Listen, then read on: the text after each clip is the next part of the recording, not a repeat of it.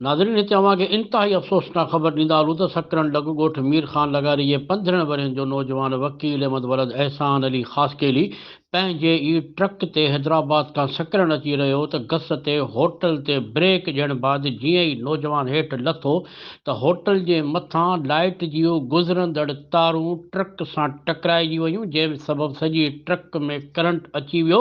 नौजवान जीअं ई हेठि लथो त बिजलीअ जो करंट लॻण सबबु थॾे ते ई फौत थी वियो। होॾां नौजवान जो लाश जॾहिं घर ॻोठ पहुतो त पूरे ॻोठ में सोगवार माहौल छांइजी वियो। घर में मातम जो मंज़र हो।